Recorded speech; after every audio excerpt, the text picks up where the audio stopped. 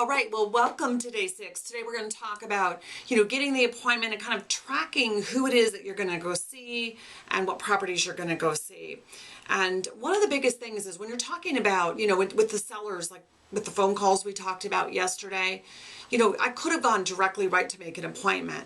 The other thing I could do is I put them off, partly to show you, but partly there's another reason that you might want to do that, and that is that you have another point of contact. So when I call them back, that gives me another point of contact with them to say, hi, this is Wendy again, Jeff. I just wanted to give you a call and, to ask you a few more questions about the house or some other way, because again, it's the more contact points or the more follow-up, that better the rapport is. So you're starting to build rapport with someone and start to determine whether or not they're motivated or not.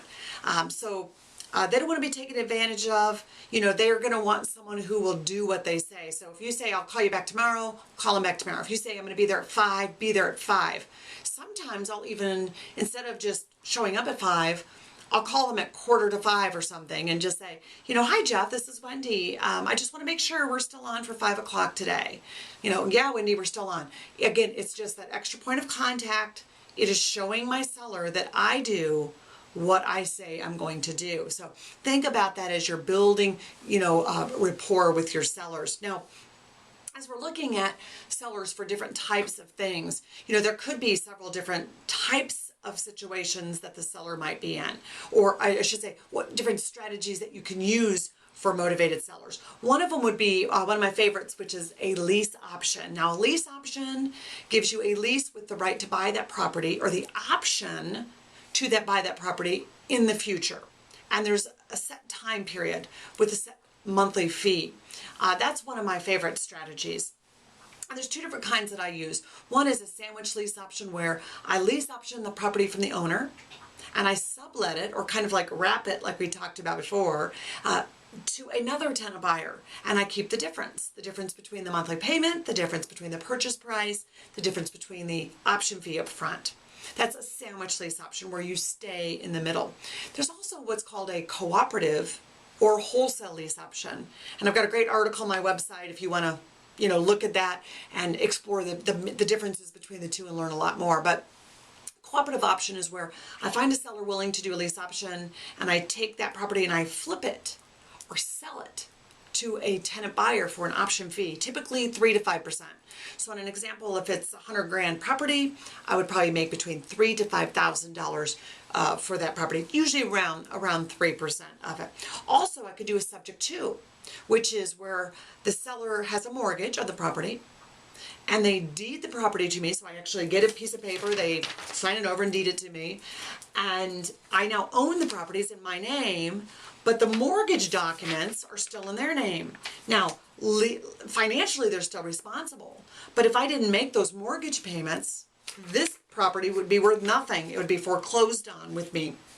And of course, the seller is going to come after me probably for affecting their credit. So a subject to is when you take over the property, subject to the underlying mortgage. And my book on lease options and subject tos goes into that in a lot more detail. Plus, I've got lots of articles on my website that go into more detail about subject tos. Of course, you could buy the property for cash. Cash is king. You get better deals with cash for the most part, but not all sellers will give you a discount just because you have cash. Works well with bank-owned properties, HUD homes, that type of thing. Also, mortgages. You could go get a mortgage if you're one of the few investors that actually qualifies for a mortgage in today's market. Most lenders right now require 20 to 30% down if you qualify as an investor, but it is a possibility and rates are really good. So if you are one of those investors, you do want to leverage the possibility and the ability for you to get mortgages at low interest rates for good deals that come your way. Also, you could wholesale. Let's say I find a deal, and what I do is wholesaling, just like a cooperative option, is I'm going to get that property locked up. I've got a contract with the seller to sell it to me for X dollars, but it's a really good deal. And I sell this contract typically to another investor, but it doesn't have to be an investor. It could be an end buyer who's going to live in the property, who's going to buy that contract, the ability to buy that property from the owner for a fee. So I'm going to sell the contract for a fee. That's wholesaling. Now, So those are just some of the ways that you could buy properties and some of the strategies that we can use. So the more strategies that you know, the more it will help you when you get to the property or when you talk to the property on the seller on the phone. You can start to explore possibilities and close doors. For instance, if I know I've got 20 different possibilities of strategies to do with the seller, and the seller says, no, I got to have my cash tomorrow. Well, that takes away a land contract, that takes away a lease option for the most part. And so I can start closing doors and figuring out what potential strategies are left, if anything. If there's no strategy left that's going to work for me and for the seller, then obviously it's not a win-win. It's got to be a win-win. It's got to be a motivated seller that you're going to work with. Now, when you go to the property, it's going to depend, again, on what doors have been closed. When you get to that property, if the seller is not financially stressed, meaning they're not the distressed seller, they're the stressed seller, but not distressed, they might be a good lease option candidate. In that case, I'm looking for someone, like some of those phone calls where, they're like, yeah, they're not in trouble financially. So when I go see that property, I'm going to look at and view the property differently. Let's say if I'm looking, I love that plant, that's beautiful. I'm going to compliment them on things I like about their home. If I like the layout or where it resides on a lake or the backyard, like the wood floors, pick some things that you like about the house and compliment them. Why? Well, especially if they lived in that home, it is going to build a lot of rapport.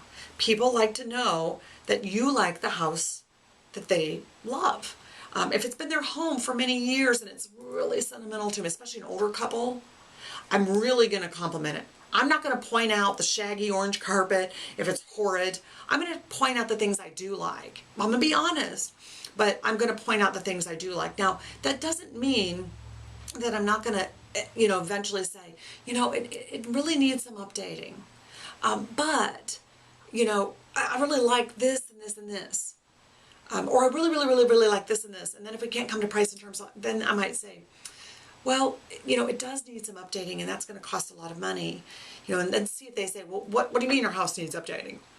Well, the carpet it looks like it's older. The newer styles these days are very neutral and orange just isn't in right now, but you want to say it in a nice, positive way, like I just did. Sometimes I feel a little like, it kind of needs carpeting, and I say it in like a, so I don't want to hurt them way, especially if it's an older couple.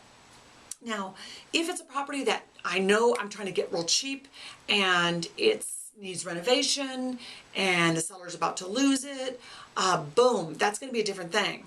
Then I'm going to be looking through the house like, hey, does your roof leak up there? I see that, point out that roof leak. Because I want them to know, I know that there's something wrong and it's going to need to be repaired, but without being rude. So again, it's very, very important that I don't do it like, looks like your roof leaks, huh? That doesn't go over real well.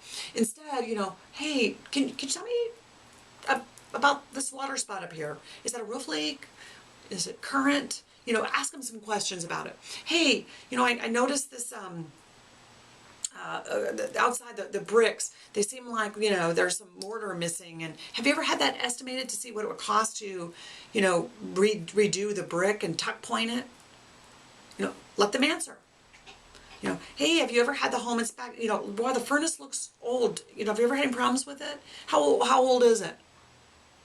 And if they say like 15 years, say, wow, I think the average age of a furnace, is just about 15, so it's probably going to go any time, right? Wouldn't you think? And I ask them that because I'm asking them questions to get them thinking about the negative things in their house so that it starts to drive down the price in their mind.